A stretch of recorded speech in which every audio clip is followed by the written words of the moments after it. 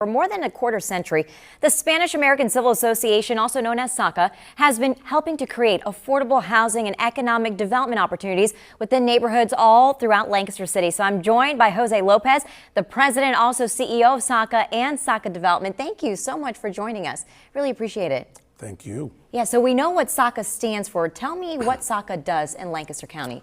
So SACA is a 51-year-old community development organization in our community. SACA basically today does 5 things. So we do affordable housing. We're into workforce development. We are also an operator of a public radio station that's 37 years old. We also do community meals, and we also have a senior center that serves the seniors in our community. And that's incredible. I understand there are at least 23,000, more than 23,000 Hispanic or Latinos living in Lancaster City alone. Talk to us about maybe there are language barriers within the community, how your organization is helping them. Our organization has been a critical and pivotal organization in assimilating folks into the community since 1974. My family was one of those families at the time in 1975. That benefited from the services that SACA provided at that time. So yes, SACA has been a pivotal organization serving the needs of the community.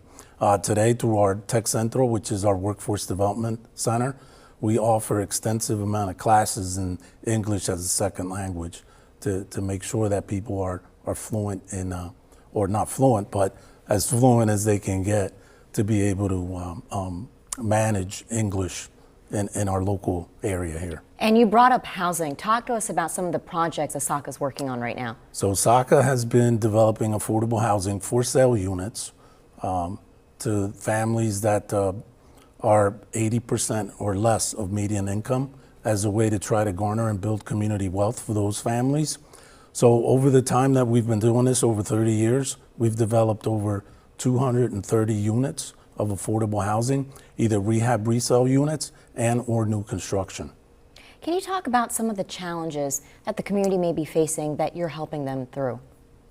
So the challenges, obviously, you know, how to get people to be qualified to be able to afford to be able to become a homeowner are challenges. So we've networked in the community with other partners to ensure that we can get folks to qualify and become successful homeowners.